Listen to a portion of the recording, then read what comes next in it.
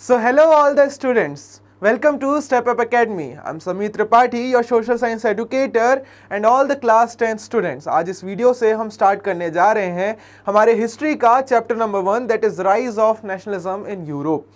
बहुत ही interesting chapter है और बहुत मज़ा आने वाला है इस चैप्टर को पढ़कर। क्यों? क्योंकि सर इसमें हम समझेंगे कि किस तरीके से आज जो हम नेशन स्टेट्स को देखते हैं, आज जो हम नेशंस को समझते हैं, आज जो हम कंट्रीज़ देख रहे हैं, फॉर्म ऑफ गवर्नमेंट्स को देख रहे हैं, कॉमन आइडेंटिटीज़ को देख रहे हैं, वो किस तरीके से फॉर्म होना शुरू हुई, आखिर इनका जेनेसिस किस तरीके से हुआ, पहले नेशन स्टेट्स कहाँ से बनना शुरू हुए और क्या ये एक ही दिन में हो गया या ये लंबी प्रोसेस थी। उसके अलावा हम समझने की कोशिश करेंगे कि किस तरीके से क्लास 9th में हमने देखा था कि फ्रेंच रेवोल्यूशन से एक आइडिया उत्पन्न होना शुरू हुआ था लिबर्टी का, इक्वालिटी का, फ्रेटर्निटी का, जस्टिस का। वहाँ पे हमने बात करनी शुरू की थी कि सर रिपब्लिक होनी चाहिए, डेमोक्रेटिक होने चाहिए। तो क्या उन्हीं आइडियल्स पर आगे चलकर यूरोप में ये नेशनलिज्म आया? आखिर क्या क्या स्टेप्स लिए गए नेशंस को बनाने के लिए? क्या फ्रांस पहला नेशन था जो यूरोप में बना? इन सभी सवालों के जवाब हम इस चैप्टर में ढूंढने वाले हैं और बहुत अच्छे से समझने वाले हैं कि आखिर नेशन होता क्या है और ये नेशन फॉर्मेशन यूरोप में कैसे चला और उसके आगे फिर क्या क्या उसके आउटकम्स हुए। सो फ्रेंड्स, ये चैप्टर स्टार्ट होता है फ्रेडरिक सूरियो जी की एक पेंटिंग से। बहुत ही इंटरेस्टिंग पेंटिंग है, अगर आप इसे ध्यान से देखें तो ये कुछ 4 पार्ट्स में ये पेंटिंग उन्होंने बनाई थी और ये उसका एक पार्ट था। इस पेंटिंग में अगर आप ध्यान से देखें तो एक लंबी कतार लगी हुई है स्टेट्स की और यहाँ पर हमें दिख रही है एक statue of liberty. Statue of liberty जो यूएसए में है, हम जानते हैं कि वो इस चीज़ का प्रतीक है कि नेशंस आज़ाद हैं, लोग आज़ाद हैं और अब वो और किसी के गुलाम अब नहीं है। इसी स्टैचू ऑफ लिबर्टी के पास जाते हुए हम देखते हैं कि लंबी कतारों में कई सारे लोग हैं, बट ये लोग आखिर हैं कहाँ से?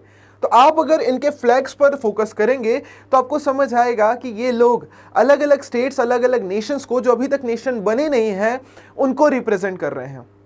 ये उनके फ्लैग्स ये बता रहे हैं कि सर हम इस पर्टिकुलर ग्रुप ऑफ एरिया से बिलोंग करते हैं और हम लिबर्टी की ओर बढ़ने की कोशिश कर रहे हैं और फाइनली हम भी कोशिश कर रहे हैं कि हम अपने आप को मोनार्की से आज़ाद करें और नेशन स्टेट में फॉर्म करें। 1848 में फ्रेडरिक सूरियो जी, जो कि एक फ्रेंच आर्टिस्ट थे, उन्होंने एक सीरीज बनाई पेंटिंग्स की जिसमें टोटल 4 पेंटिंग्स थी और इसका नाम क्या था? Democratic and social republics. Fine.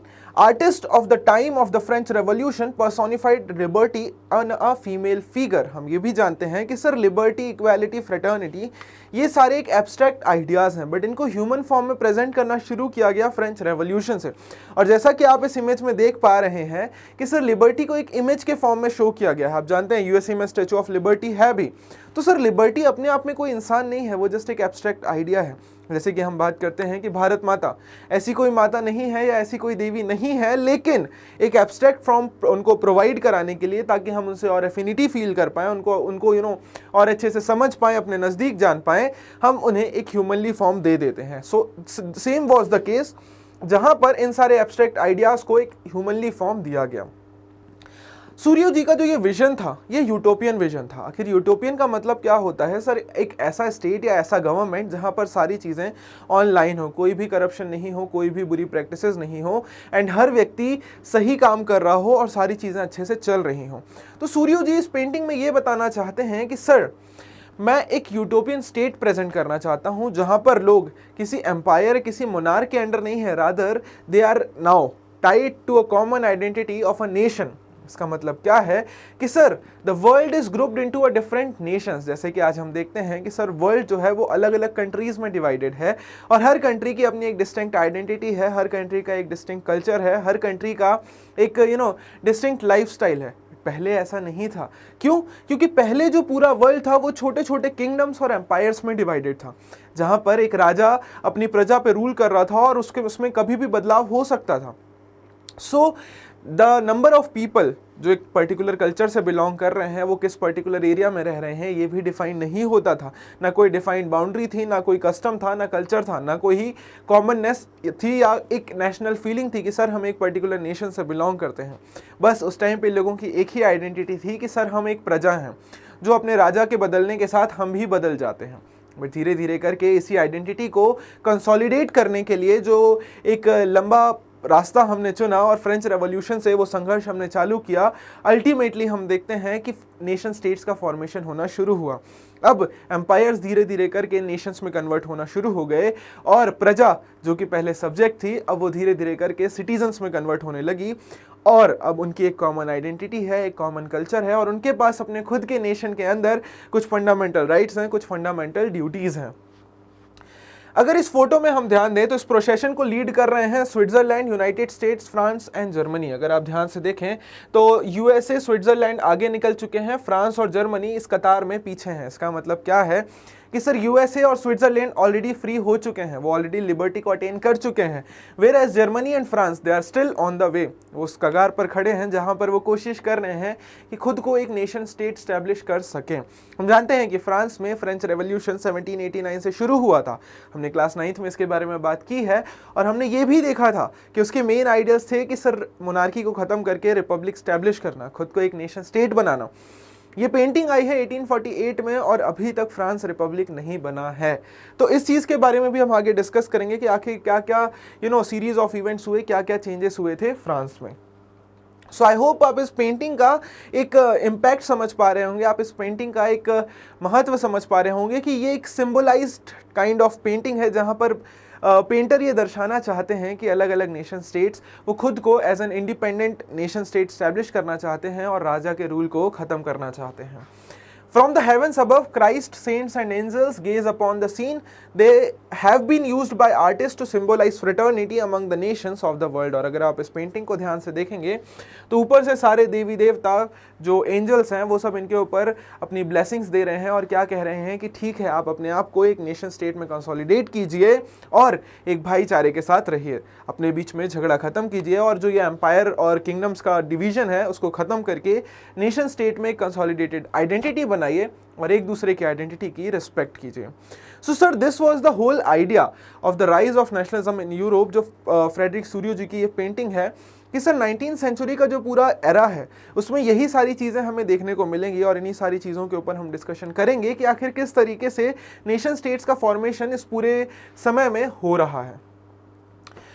During the 19th century and 18th century, the nationalism, it emerged as a prime moving force, जो बहुत अलग अलग चेंजेस लेकर आया। जैसा कि हमने अभी बात की कि सर मोनार्की को ख़त्म करने की डिमांड होना शुरू हो गई और क्या बात होनी शुरू हुई कि सर हमें एक नेशन स्टेट बनाना है, हमें एक नेशन बनाना है।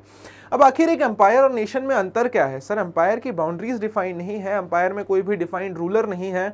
एम्पायर को जिन लोगों ने जो राजा रूल कर रहा है उन्हें लोगों ने नहीं चुना है, रादर वो वॉरफेयर के थ्रू उसके राजा बने हैं, वो टेरिटरी उन्होंने अपने हाथ में ली है।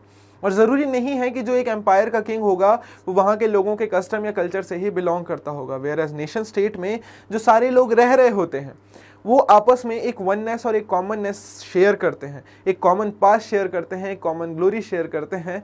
वो शेयर करते हैं एक लॉन्ग स्ट्रगल जहाँ पर उन्होंने संघर्ष किया अपनी आज़ादी को प्राप्त करने का। The end result of these changes was the emergence of nation states in place of multinational dynastic empires of Europe। और अल्टीमेटली इसका रिजल्ट क्या हुआ कि पहले जहां एम्पायर्स थे और उन एम्पायर्स के अंदर में बहुत अलग अलग रीजन्स थे जो कि किसी एक पर्टिकुलर ग्रुप या एक पर्टिकुलर कम्युनिटी से बिलोंग नहीं कर रहे थे, रादर अलग अलग लैंग्वेज, कस्टम, कल्चर वाले लोगों को एक साथ लाया गया था, एम्पायर के अंदर बांध के रखा गया था। लेकिन बदलाव क्या हुआ कि सर हर नेशन स्टेट में या हर नेशन में लोगों ने अपनी आइडेंटिटी को निकाला, उन्होंने अपनी वननेस को जोड़ा और उन्होंने एक अपने डिस्टिंक्ट कल्चर को संवारते हुए अपना एक नेशन स्टेट बनाया। स्टोरी की शुरुआत होगी फ्रेंच रेवोल्यूशन से ही, क्योंकि हमने क्लास 9th के फर्स्ट चैप्टर में फ्रेंच रेवोल्यूशन के बारे में ही पढ़ा था कि किस तरीके से it was the French revolution that first gave the idea of Republic, a democratic form of government.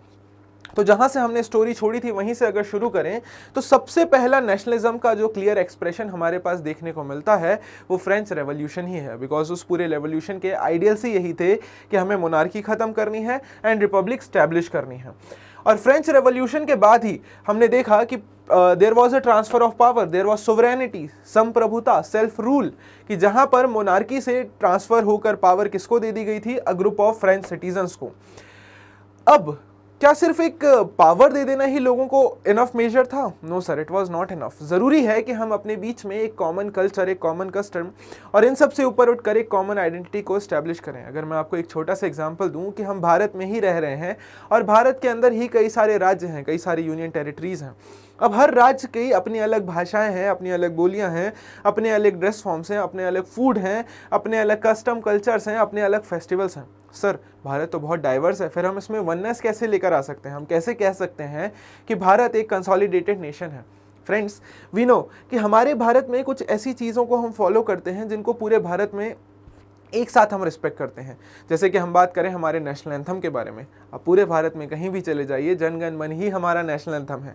National flag की बात करें, नेशनल कॉन्स्टिट्यूशन की बात करें, नेशनल सिंबल की बात करें, इन सारी जगहों को रिवर किया जाता है, रिस्पेक्ट किया जाता है, irrespective of your culture, custom and tradition. हम बात करें हमारे नेशनल फ्रीडम स्ट्रगल लीडर्स के बारे में, उन सबको भी सेम तरीके से हर जगह रिस्पेक्ट किया जाता है, नो मैटर आप किस स्टेट से बिलोंग करते हो। सो नेशन स्टेट को फॉर्म करने में हम जानते हैं कि हमारा पास्ट कल्चर जो है या जो हमारा फ्रीडम स्ट्रगल है वो बहुत इंपॉर्टेंट रोल प्ले करता है। The measures and practices introduced by the French revolutionaries to create a sense of collective identity among the French people were the same। जैसे हमने अभी बात की कि सर अब सिटीजन्स जो हैं वो सिटीजन्स के फॉर्म में उनको राइट्स दिए जा रहे हैं, उनको पॉलिटिकल लिबरलिज्म दिया जा रहा है, उनको जस्टिस दिया जा रहा है। पहले जहां उनको एज अ प्रजा ट्रीट किया जाता था, अब उनको एज अ सिटीजन ट्रीट किया जा रहा है, जहां पर डिसीजन मेकिंग की पावर उनके हाथ में भी है। वो अपने रिप्रेजेंटेटिव्स को इलेक्ट कर रहे हैं और वो पावर शेयरिंग में, पावर मेकिंग में अपना पूरा शेयर ले रहे हैं। हमने देखा कि the ideas of la patrie the fatherland, सबसे इंपॉर्टेंट बात कि हम अपनी मातृभूमि को किस तरीके से देखते हैं। So as I told you कि इट इज़ इम्पॉर्टेंट कि हम अपनी मातृभूमि या हम जहाँ पर रह रहे हैं उस कंट्री के साथ एफिनिटी प्राप्त कर पाएँ, हम उसे फादर या मदर फिगर के फॉर्म में प्रेजेंट कर देते हैं ताकि हम उनकी और रिस्पेक्ट कर पाएँ। जैसे भारत में हम हमारे भारत को माता की तरह पूजते हैं, उसी तरीके से फ्रांस में उन्होंने अपनी फ्रेंच कंट्री को फादरलैंड की तरह पूजना शुरू किया और सिटीजन्स को कहा गया ली सिटोयन, and it emphasized the notion of a united community enjoying equal rights under the constitution। एक नया फ्रेंच फ्लैग बनाया गया जिसको ट्राई कलर कहा गया। It was chosen to replace the former standard royal flag. The estates general, हमने बात की थी क्लास 9th में कि सर जो एस्टेट जनरल थी अब उसको चेंज करके नेशनल असेंबली बना दिया गया और इस नेशनल असेंबली में जो भी लीडर्स हैं उनको लोग ही इलेक्ट करेंगे। They will be the elected representatives of the people. New hymns लिखे गए, नई कविताएं लिखी गई, नई ओथ लिखी गई, नए नेशनल सॉन्ग्स लिखे गए। जो मार्टियर्स हैं, जो फ्रीडम स्ट्रगलर्स हैं, उनको कमेमोरेट किया गया ताकि सभी लोगों के अंदर एक वननेस लाई जा सके, कॉमननेस लाई जा सके। एक सेंट्रलाइज्ड एडमिनिस्ट्रेटिव सिस्टम भी इंट्रोड्यूस किया गया जहां पर कोशिश की गई कि सभी लोगों के लिए equal rules and regulations introduce किए जाएं और यूनिफॉर्म लॉज सभी सिटीजन्स के लिए इंट्रोड्यूस किए जाएं। यूनिफॉर्म वेट्स एंड मेजर्स भी इंट्रोड्यूस किए गए, यूनिफॉर्म करेंसी इंट्रोड्यूस की गई, इंटरनल कस्टम्स और ड्यूटीज़ को ख़त्म कर दिया गया और कोशिश क्या की गई कि बिकॉज फ्रांस अगर पूरा नेशन है अपने आप में तो इसमें अलग अलग एरियाज़ में अलग अलग करेंसी, अलग अलग वेट्स एंड मेजर्स नहीं यूज़ होने चाहिए, rather all these things should be uniform. कई सारी रीजनल डायलेक्ट्स भी थी, रीजनल भाषाएं भी थी, बट उनको डिस्करेज करके एक नेशनल लैंग्वेज बनाई गई which was French language. Fine. Now all these things were going good and France में वो एक कॉमन आइडेंटिटी को फॉर्म करने में सक्सेसफुल हो भी गए और हम जानते हैं कि सर 1789 से लेकर 1799 तक फ्रेंच रेवोल्यूशन चला। बट स्टोरी यहीं पर ख़त्म नहीं होती है। क्यों? क्योंकि हमने देखा कि 1804 में ये जो रिपब्लिक का पूरा आइडिया था या नेशन फॉर्मेशन का जो पूरा आइडिया था, नेपोलियन जी ने इस आइडिया को पूरी तरीके से समाप्त कर दिया 1804 में आके। क्यों? क्योंकि 1804 में नेपोलियन बोनापार्ट, इन्होंने फ्रांस में मोनार्की रीस्टैब्लिश कर दी। तो इसका मतलब यह है कि सर अभी भी स्टोरी खत्म नहीं हुई है। फाइन, रिपब्लिक फाइनली इस्टेब्लिश नहीं हुआ है। 1804 में फ्रांस में Napoleon Bonaparte, who was a military head in France, उन्होंने फ्रांस को फिर से मोनार्की बना दिया और खुद को एम्परर घोषित कर दिया। सो ऑल्दो उन्होंने डेमोक्रेसी तो खराब की, बट इनिशियली ऐसा माना गया कि ही वॉज अ मॉडर्नाइजर। उन्होंने कुछ ऐसे uniform administrative laws, reforms introduce किए जो शायद आज के वक्त में हम लोग यूज़ करते हैं। The administrative field was made rational and efficient.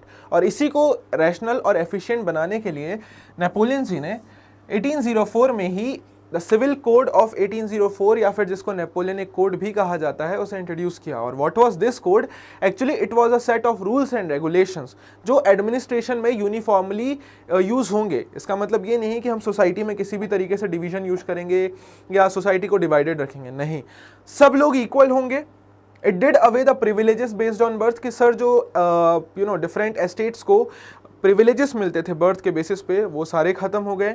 Established equality before the law and secured the right to property, इन्होंने प्राइवेट प्रॉपर्टी को भी लीगल कर दिया। उसके अलावा कई सारी जगहों पे नेपोलियन ने एडमिनिस्ट्रेशन को काफ़ी सिंपल कर दिया। बहुत सारे रूल्स एंड रेगुलेशंस जो बहुत ज़्यादा कॉम्प्लेक्स थे, उन सबको काफ़ी ज़्यादा इन्होंने सिंपल कर दिया। फ्यूडल सिस्टम को ख़त्म कर दिया एंड पीजेंट्स को सर्फडम और मैनोरियल ड्यूज से फ्री कर दिया। सी, फ्यूडल सिस्टम में अगर आपको बहुत छोटे से फॉर्म में बताऊं तो पहले ऐसा होता था कि सपोज एक राजा है, राजा के पास बहुत बड़ा एम्पायर है और उस एम्पायर में उसके पास बहुत सारी ज़मीनें हैं।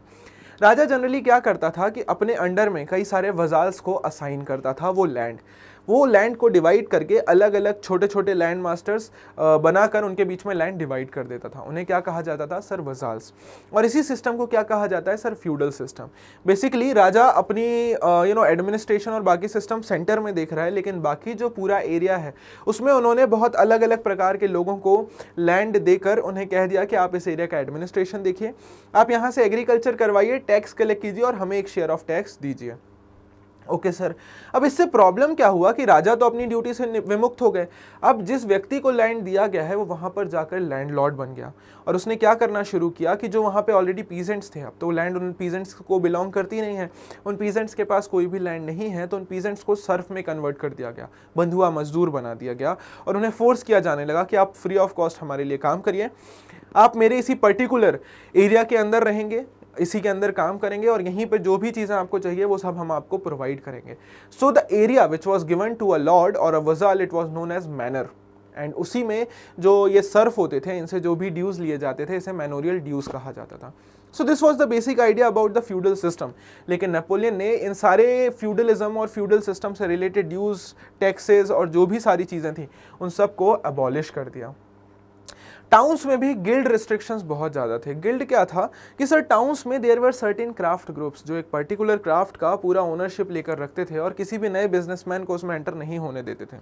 सपोज मैंने गिल्ड बनाया ऐसे लोगों का जो टीचिंग करते हैं, जनरली वो क्राफ्ट्स पीपल का होता था, आर्टिशंस का होता था, but just I am telling कि वो सब टीचिंग करते हैं। तो अब जो भी लोग टीचिंग कर रहे हैं वो मेरे कंट्रोल में रहेंगे, मेरे हिसाब से काम करेंगे और हम उस सारे टीचिंग प्रोफेशन को कंट्रोल करके चलेंगे। तो कोई भी नया व्यक्ति अगर इसमें एंटर करना चाहेगा या कुछ compete करना चाहेगा या रिफॉर्म करना चाहेगा तो he will not be able to do, because वहाँ पर हमारी मोनोपोली चल रही है। In the same manner towns में गिल्ड्स अपनी मोनोपोली चलाते थे आर्टिजनल एंड क्राफ्ट एक्टिविटीज़ में। नेपोलियन ने उसको भी एबॉलिश कर दिया गया। ट्रांसपोर्ट एंड कम्युनिकेशन सिस्टम को इम्प्रूव कर दिया। सो अल्टीमेटली हमें क्या समझ आ रहा है कि सर, ऑल्दो उन्होंने इनिशियली डेमोक्रेसी को ख़त्म किया, but he introduce certain measures जो शायद हमें लग रहा है कि बहुत रिफॉर्मेटिव हैं, जो बहुत ज़्यादा रिफॉर्मेशन लेकर आ रहे हैं। बट इसके साथ साथ नेपोलियन ने यूरोप के काफ़ी सारे एरियाज़ को कॉन्कर भी किया। He went out conquering different areas of Europe after France. कई सारे नए एरियाज़ को उन्होंने कॉन्कर किया, उन्होंने उसको जीता, अपने कंट्रोल में लेकर आए और वहाँ पर उनको किंगडम्स में कन्वर्ट किया और अपनी फैमिली के लोगों को उसका रूलरशिप दे दिया। सो इनिशियली तो नेपोलियन का जो रूल था, इट वाज सीन एज कि okay sir, he is a liberator, वो हमें फ्री करने आ रहा है, वो सर इक्वालिटी प्रिवेल करा रहे हैं, यूनिफॉर्म लॉज प्रिवेल करा रहे हैं, इक्वल लॉज प्रिवेल करा रहे हैं, इक्वालिटी बिफोर लॉ इंट्रोड्यूस कर रहे हैं, प्राइवेट प्रॉपर्टी अलाउ कर रहे हैं, सर्फडम और मैनोरियल ड्यूज को ख़त्म कर रहे हैं।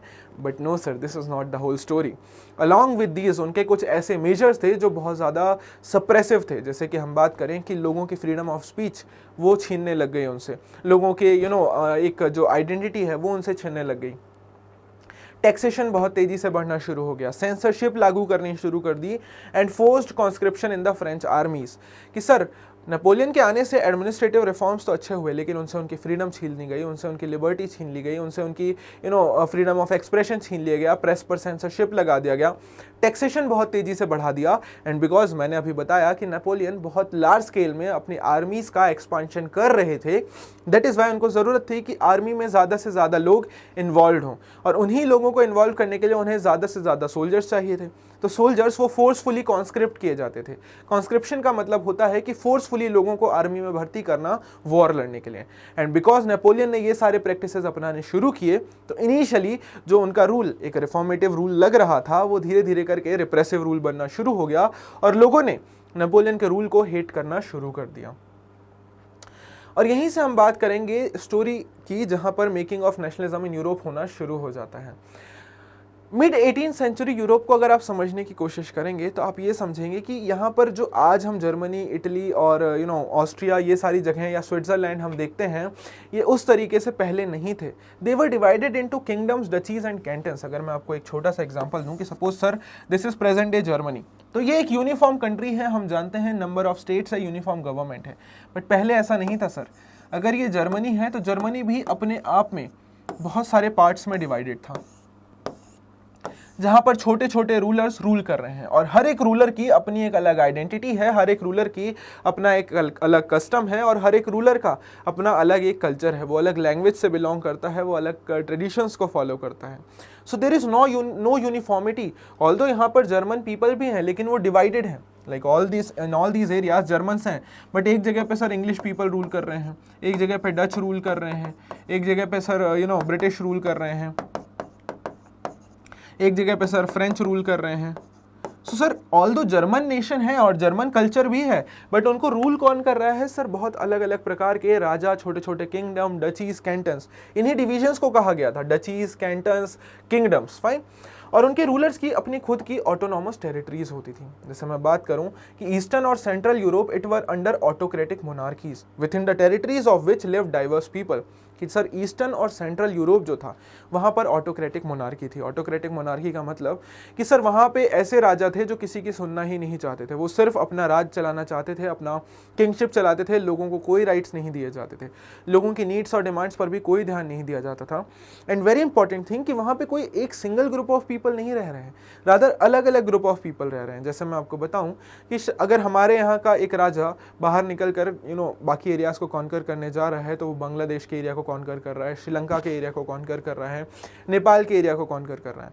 अब हम सब जानते हैं कि सर इन सारी कंट्रीज़ का अपना अलग कल्चर है, कस्टम है, ट्रेडिशन है, बट बिकॉज मैं एक राजा हूँ जो हिंदी बोलता है, तो मैं जाकर वहाँ पर अपने कस्टम और कल्चर को इम्पोज करूँगा, जिसके कारण उन लोगों के अंदर एक डिससेटिस्फेक्शन आना शुरू होगा, उन लोगों के अंदर एक रिप्रेसिव भाव आना शुरू होगा, और वो कोशिश करेंगे कि नहीं सर हमें इस एक्सटर्नल रूल से फ्री कराइए और हमें आज़ाद कराइए। जैसे कि हमारे यहाँ ब्रिटिशर्स आए, फाइन, तो वो जब हमारे यहाँ पर आए तो उन्होंने अपने कस्टम और कल्चर और अपनी लैंग्वेज हमारे ऊपर थोपना शुरू किया, उन्होंने हमें एक्सप्लॉइट करना शुरू किया। एंड उसी वक्त हमने रियलाइज़ किया कि नहीं, हमें इनसे मुक्ति चाहिए, और हम चाहते हैं कि हम अपना खुद का एक नेशन स्टैब्लिश करें जहाँ पर हम फ्री हों, कोई भी एक्सटर्नल पावर हम पे रूल ना कर रही हो।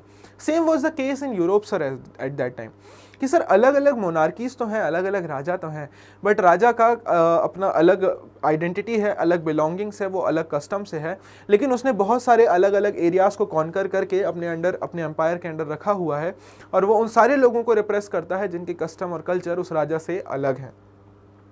They did not see themselves as sharing a collective identity or a common culture. Often they even spoke different languages and belonged to different ethnic groups. So आप समझ पा रहे होंगे कि कितनी ज़्यादा डाइवर्सिटी थी यहाँ पर। अब अगेन यहाँ पर जो मिड 18th सेंचुरी यूरोप है, ये अलग अलग क्लासेस में डिवाइडेड है, जहाँ पर सबसे ऊपर जो क्लास है that is aristocrat class. Aristocrat class हम जानते हैं कि सर एरिस्टोक्रेट क्लास वो क्लास है जो नोबिलिटी से बिलोंग करती है, या जो पावर जो ऑफिशियल्स हैं जिनके हाथ में पावर है, या जो बहुत ज़्यादा रिच हैं, they are known as aristocratic class. Socially and politically a landed aristocracy was the dominant class on the continent, कि यूरोप में सबसे डोमिनेंट क्लास कौन थी sir? Aristocracy. The members of this class were united by a common way of life.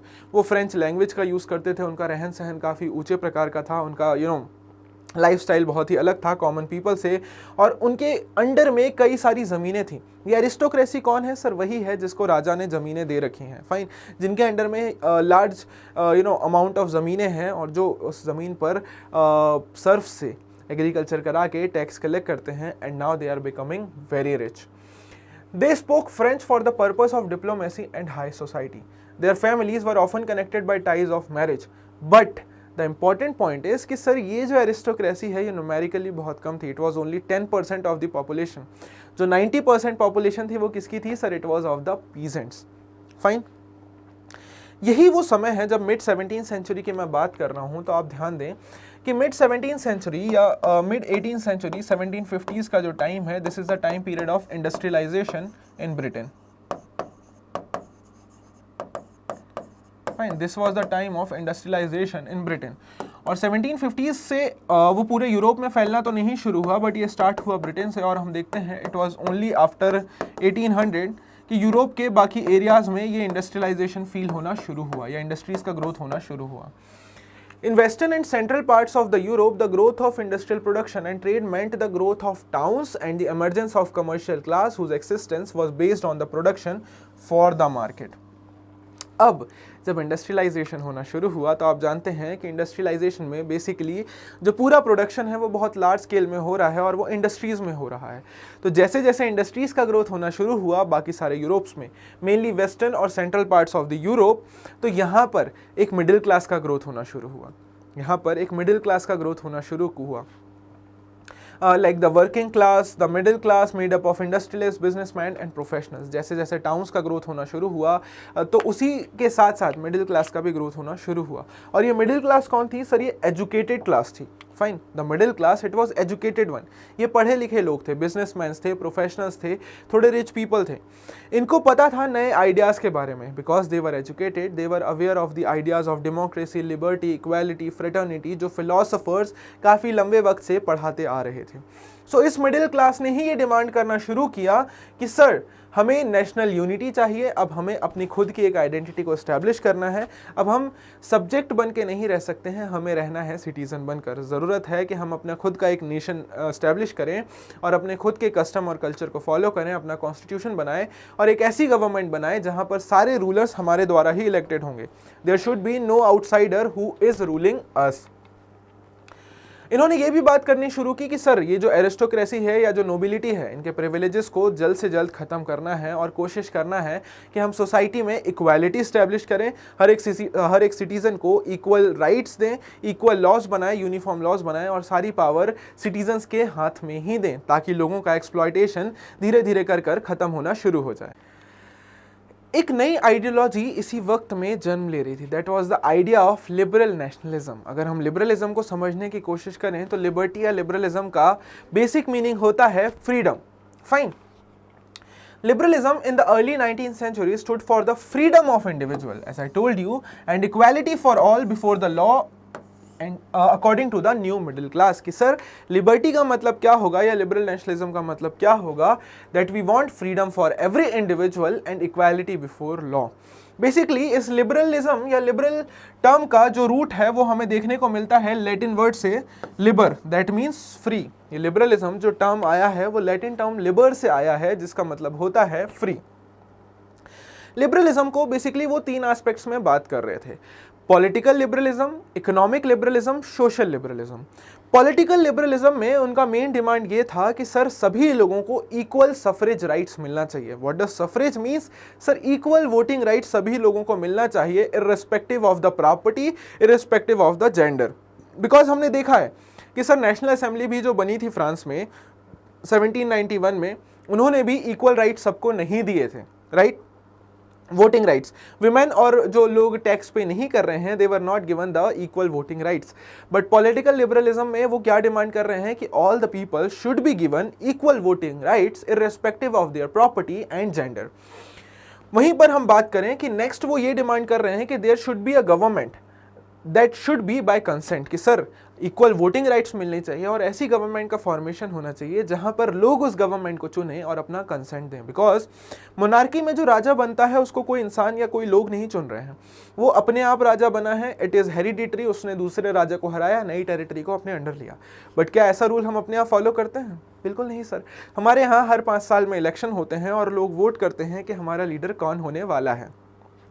And ultimately इस political liberalism का क्या मतलब था कि सर जो क्लरिकल लॉज हैं, जो एरिस्टोक्रेसी है, जो फ्यूडल लॉर्ड्स हैं, उन सब के प्रिविलेजेस को ख़त्म करना चाहिए और सोसाइटी में इक्वालिटी इस्टेब्लिश करनी चाहिए और एक नई गवर्नमेंट बनानी चाहिए जो पार्लियामेंट के थ्रू काम करें। इसके अलावा हम बात करें तो इकोनॉमिक स्फीयर में लिबरलिज्म का मतलब था कि सर ये जो इंटरनल कस्टम ड्यूटीज़ हैं, अब जैसे मैंने आपको बताया था कि सर ये जर्मनी है, ऑल्दो ये अपने आप में पूरा एक नेशन है, लेकिन ये अलग अलग किंगडम्स में डिवाइडेड है। ये जर्मनी अलग अलग किंगडम्स में डिवाइडेड है, बिकॉज ये अलग अलग किंगडम्स में डिवाइडेड है, इन सब की अपनी अलग करेंसी है, इनकी अपनी सबके अलग वेट्स और मेजर्स हैं, इनके सबके अपने अपने अलग अलग इंटरनल टैरिफ्स हैं और बैरियर्स हैं। जैसे मैं अगर आपको एक और छोटा रिलेटेबल एग्जांपल देने की कोशिश करूं तो इंडिया में हम जानते हैं कि sir India is divided into 28 states. Definitely sir, तो अगर हर 28 स्टेट की अपनी अलग अलग करेंसी हो जाए, अपनी अलग अलग वेट्स एंड मेजर्स हो जाएं, अब वो अपने बीच में ही टैरिफ ड्यूटीज़ या इंपोर्ट ड्यूटीज़ लेना शुरू कर दें, तो आप जानते हैं ट्रेड कितना मुश्किल हो जाएगा। And this was the system that was going there in Europe in mid 18th century. तो इकोनॉमिक लिबरलिज्म के एस्पेक्ट में उन्होंने क्या बात करनी शुरू की कि सर एक uniform weights and measure system plus एक यूनिफॉर्म करेंसी इंट्रोड्यूस होनी चाहिए और कोशिश करी जानी चाहिए कि ये जो इंटरनल कस्टम्स और टैरिफ बैरियर्स हैं उनको हटा दिया जाए। और इसी चीज़ को आगे लेकर आने के लिए 1834 में एक कस्टम यूनियन बनाई गई जिसका नाम था ज़ोल्वरिन। और इसे किसने बनाया था? Sir it was formed by Prussia. Fine. And later on it was joined by most of the German states. क्योंकि जर्मनी का एग्जाम्पल मैं बार बार क्यों दे रहा हूँ, क्योंकि Germany was the confederacy of 39 states. So Germany के अंदर ही अगर आपको ट्रेड करना है तो बहुत सारी करेंसी, बहुत सारे कस्टम बैरियर्स और बहुत सारे टैरिफ से होकर गुजरना पड़ रहा था। लेकिन प्रूशिया ने एक कस्टम यूनियन बनाया ज़ोल्वरिन, जहां पर यूनिफॉर्म करेंसीज, वेट्स और मेजर्स को इंट्रोड्यूस कर दिया गया। एंड पहले जहां 39 करेंसीज थी अब वो गिरकर सिर्फ 2 हो गई हैं। फाइन। वापस से स्टोरी को हम लेकर चलते हैं फ्रांस की ओर। सर हमने अभी देखा कि एक मिडिल क्लास का ग्रोथ हो रहा है, एरिस्टोक्रेसी का ग्रोथ हो रहा है। उसके पहले हमने बात की कि नेपोलियन ने खुद को मोनार्क घोषित कर लिया 1804 में as a monarch of France. लेकिन उनकी मोनार्की ज़्यादा लंबे वक्त तक चली नहीं और आखिरकार 1815 में at the battle of Waterloo this Napoleon he was defeated. Fine. And the new conservatism was establish. Now what is this conservatism? Conserve करने का मतलब होता है बचा कर रखना। एंड सोशल टर्म्स में या पॉलिटिकल टर्म्स में जब हम कंजर्वेटिव टर्म का यूज़ करते हैं तो इसका मतलब होता है कि कंजर्वेटिव्स वो लोग हैं जो पुरानी विचारधारा के हिसाब से ही चल रहे हैं। और इस वक्त में कंजर्वेटिव्स उनको कहा जाता है जो मोनार्की को, पुराने प्रिविलेजेस को, division of the class society को सपोर्ट करते हैं। वो सोशल हायरार्कीज को सपोर्ट करते हैं, प्रॉपर्टी को सपोर्ट करते हैं, चर्च को सपोर्ट करते हैं, पैट्रियार्किकल नॉर्म्स को सपोर्ट करते हैं, उन सबको कंजर्वेटिव्स कहा गया। और कंजर्वेटिव्स ने क्या रियलाइज़ किया कि सर जो नेपोलियन ने चेंजेस किए हैं, तो ऑल्दो हम कंजर्वेटिव्स हैं, हम पुरानी ही आइडियोलॉजी को लेकर चलना चाहते हैं और कोई भी नया मॉडर्निज्म एक्सेप्ट नहीं करना चाहते हैं, बट स्टिल नेपोलियन ने जो new form of bureaucracy, new form of policing, new form of administration introduce किया है, वो शायद कहीं ना कहीं हमें हेल्प कर सकता है अपनी गवर्नमेंट को रन करने में और लोगों को ज़्यादा कंट्रोल करने में। इसी चीज़ को आगे ले जाकर हम देखें तो ट्रीटी ऑफ वियना होती है 1815 में। 4 सुपर पावर्स ने मिलकर नेपोलियन को बैटल ऑफ वाटरलू में हराया। Who were those 4 super powers? Sir it were Britain, Russia, Prussia and Austria. इन चारों पावर्स ने नेपोलियन को बैटल ऑफ वाटरलू 1815 में हराया और एक ट्रीटी की which was known as treaty of Vienna. Vienna कहाँ पे है? Sir it is in Austria. और इसे किसने कन्वीन किया था? Sir it was convened by Austrian chancellor duke Metternich. Fine. Basically इस ट्रीटी का पूरा मुद्दा क्या था कि सर पहली चीज़ जो बॉर्बन डायनेस्टी है, बेसिकली ये वॉर हुआ ही क्यों, नेपोलियन को हराया ही क्यों गया? क्योंकि सर मैंने बात की थी कि Napoleon sir because he became the monarch of France, और मोनार्क बनने के बाद वो आसपास के एरियाज़ को कॉन्कर करने लगा, उनको हराने लगा और अपने नए किंगडम स्टैब्लिश करने लगा। So these super powers were afraid कि कहीं ये हमारे एरियाज़ को भी कॉन्कर ना कर ले और कहीं ये हमें भी हरा के हमें डीथ्रोन ना कर दे, उससे पहले हमें इन्हें हटाना है। क्या किया गया? सर फ्रांस में फिर से बॉर्बन डायनेस्टी को इस्टेब्लिश किया गया और जिन जिन जगहों से नेपोलियन ने राजाओं को हटाया था या जिन जिन जगहों को कॉन्कर किया था वो सारी जगहें, बाकी सारी टेरिटरीज को वापस लौटा दी गई। उसके बाद फ्रांस के आसपास ऐसे series of monarchical state setup कर दिए गए कि सपोज दिस इज फ्रांस, तो यहाँ पर एक स्टेट बना दिया जो मोनार्की सपोर्ट करता है, यहाँ पर एक रख दिया, यहाँ पर एक, ताकि वो फ्रांस को घेर कर रखे। ये मोनार्किकल स्टेट्स जो हैं या जो ये राजा हैं ये फ्रांस को घेर कर रखें और आगे फ्रांस में फिर से ऐसा कोई रिपब्लिकन मूवमेंट ना हो, उसको भी ध्यान दे सकें। जो जर्मन कन्फेडरेशन था, जो जर्मनी था, उसको अनटच्ड ही रखा गया। काफ़ी सारे एरियाज़ को तो ब्रिटेन, फ्रांस, प्रुशिया, ऑस्ट्रिया के बीच में डिवाइड कर दिया गया, ब्रिटेन, रशिया, ऑस्ट्रिया, प्रुशिया के बीच में डिवाइड कर दिया गया, लेकिन जो जर्मन कन्फेडरेशन था उसके साथ कोई छेड़छाड़ नहीं की गई। And German confederation it consisted of 39 states. Monarchy was restored, जहाँ जहाँ से मोनार्की खत्म हुई थी या मोनार्की को हटाया गया था वहाँ पे मोनार्की फिर से स्टैब्लिश कर दी गई और एक new conservative order was put into place. But conservative regime का प्रॉब्लम क्या था कि बिकॉज इतनी मुश्किल से वो वापस पावर में आए थे और उन्हें पता था कि सर एक बार ऑलरेडी हमसे हमारी सत्ता छिन चुकी है, तो इस बार वो और क्रूअल हो गए, इस बार वो और स्ट्रिक्ट हो गए। इस बार वो अपनी सरकार के खिलाफ कोई भी बुरा शब्द नहीं सुन सकते थे, अपने खिलाफ कोई भी अपोजिशन नहीं सुन सकते थे और उन्होंने बहुत स्ट्रिक्ट मेजर्स अपनाने शुरू किए। उन्होंने सिटीजन्स को कंट्रोल करना शुरू किया, उनसे सारे राइट्स छीन लिए, उनसे सारे जो लिबर्टी, इक्वालिटी, फ्रेटर्निटी के आइडियाज़ थे वो सब उनसे छीन लिया और उन्हें बहुत ज़्यादा रिस्ट्रिक्ट कर दिया अपने रूल्स एंड रेगुलेशंस के अंडर में। बट आप जानते हैं कि एक बार फ्रांस ऑलरेडी लिबर्टी और इक्वालिटी का टेस्ट चख चुका था and now France can not afford to take up this repressive measures again. France नहीं चाहता था कि वापस से कंजर्वेटिज्म आए या रूल ऑफ किंग आए, बिकॉज ऑलरेडी वो रिपब्लिक फील कर चुके थे और वो चाहते थे कि फ्रांस में रिपब्लिक बना रहना चाहिए। कई सारे सेंसरशिप लॉज इंट्रोड्यूस किए इस कंजर्वेटिव रिजीम ने ताकि आप न्यूज़पेपर, बुक्स, प्लेस, सॉन्ग्स में इंट्रोड्यूस ना कर सकें। अगर कोई लिबर्टी और इक्वालिटी की बात करता था तो उसे जेल में डाल दिया जाता था या उसे एग्जीक्यूट कर दिया जाता था। But still the revolutionary idea in France it did not die and it continued. Revolutionaries की अगर हम बात करें तो देयर वर मैनी रिवोल्यूशनरीज और उसमें से सबसे इंपॉर्टेंट हम देखते हैं there was an Italian revolutionary Giuseppe Mazzini. Fine. He was born in Genoa in 1807 and he became a member of secret society at Carbonari. He founded two underground societies, Young Italy in Marseille and Young Europe in Bern. So he was a revolutionary. Basically revolutionaries का rise क्यों देख रहे हैं? Because जब conservatives ने आना शुरू किया और उन्होंने सारे रेवोल्यूशनरीज को, सारे आइडियाज़ को रिप्रेस करना शुरू किया, तो अब ज़रूरत थी कि सर हम एक रेवोल्यूशनरी आइडिया वापस से लेकर आएँ, हम अंडरग्राउंड जाकर वापस से लिबर्टी, इक्वालिटी के लिए एक फोर्स इकट्ठा करें और इस मोनार्की को ख़त्म करें। तो धीरे धीरे कर कई सारे रेवोल्यूशनरी ग्रुप्स बनना शुरू हुए और उसी में Giuseppe मज़नी was an important person जिन्होंने इटली में एक रेवोल्यूशनरी या हम कहें एक सीक्रेट सोसाइटी फाउंड की थी। मज़नी का स्ट्रॉन्ग बिलीव क्या था कि सर गॉड ने डिफरेंट नेशन स्टेट्स बनाए हैं, डिफरेंट लोगों को इस धरती पर भेजा है और उनकी अलग आइडेंटिटी बनाई है कि वो किसी एम्पायर के अंडर में ना रहें, कहीं बिखरी बिखरी ग्रुप्स में ना रहें, rather they should be living under a United national identity और एक कॉमन आइडेंटिटी को फॉलो करते हुए वो खुद को as a nation state establish करें। Mazzini's relentless opposition to monarchy and the conservative regime, उसके कारण लोगों के अंदर फियर आने लगा, कंजर्वेटिव्स के अंदर एक फियर आने लगा मज़नी को लेकर, बिकॉज मज़नी का जो अपोजिशन था वो बहुत ही स्ट्रॉन्ग था अगेंस्ट द कंजर्वेटिव्स और इसीलिए ड्यूक मेटरनिक ने ऐसा भी कहा था कि he is the most dangerous enemy of a social order. Duke Metternich जो कंजर्वेटिव थे अपने आप में, उन्होंने यही कहा था कि sir this Giuseppe Mazzini he is the most dangerous enemy of a social order. ठीक है सर। 1815 में मोनार्की वापस से स्टैब्लिश हो गई फ्रांस में, बॉर्बन डायनेस्टी आ गई और इस बार और कड़े मेजर्स के साथ आई है। बट हमने क्या बात की कि सर स्टिल रेवोल्यूशनरी शांत नहीं बैठे और उन्होंने ऐसे स्टेप्स लिए जहां पर उनका मुख्य उद्देश्य ये था कि सर वापस में हम फ्रांस में रिपब्लिक लेकर आएँ। 1830 से लेकर 1848 तक रेवोल्यूशन चलना शुरू हुए। The first upheaval it took place in France in July 1830। Fine. जो बर्बन किंग्स जिनको 1815 में रीस्टैब्लिश किया गया था, जुलाई 1813 में लिबरल रेवोल्यूशनरीज हैं, उन्हें एक रेवोल्यूशन करके वापस से थ्रो कर दिया।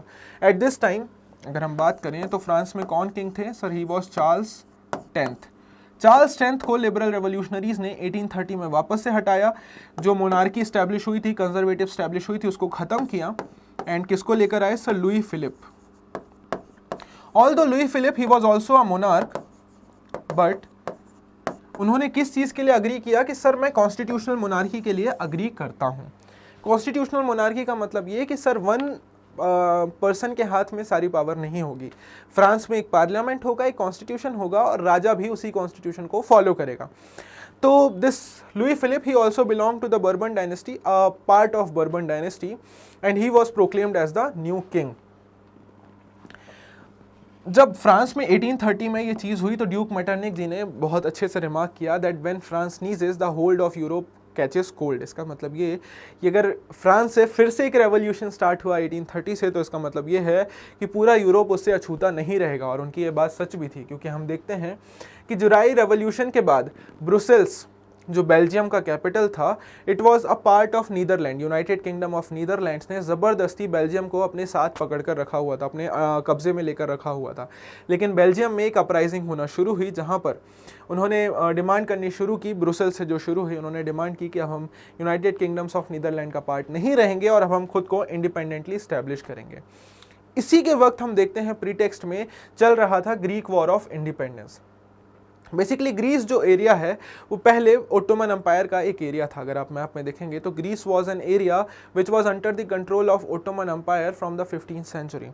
उसे एक मुस्लिम रूल के अंडर में ज़बरदस्ती रखा गया था, जबकि ग्रीस का अपना खुद का कस्टम और कल्चर था, अलग ट्रेडिशन था। हम जानते हैं कि Greece sir it was the ancient rule, ancient monarchy वहाँ पर चल रही थी। बहुत ज़्यादा मोनार्की या उनका जो कस्टम कल्चर था, ट्रेडिशन था, वो बहुत ज़्यादा वेरीड था, बहुत ज़्यादा डाइवर्स था। बट स्टिल 15th सेंचुरी से ओटोमन एम्पायर जो मुस्लिम रूल था, उन्होंने ग्रीस को अपने कब्जे में लेकर रखा था। Greece had been part of the Ottoman empire since 15th century. Nationalist in Greece they got support from other Greeks who were living in the exile and other European powers कि नहीं sir, आप Ottoman empire का part नहीं रहेंगे and ज़रूरत है कि आप अपनी इंडिपेंडेंस को एस्टैब्लिश करें। पोइट्स एंड आर्टिस्ट उन्होंने बहुत भर भर कर इसके बारे में लिखना शुरू किया और उन्होंने याद दिलाना शुरू किया कि सी पहले ग्रीस कितना पावरफुल था, कितने बड़े बड़े किंगडम्स थे वहाँ पे, एंड नाउ सी कि हमें ओटोमन एम्पायर के अंदर कैसे दब कर और छुप कर रहना पड़ रहा है।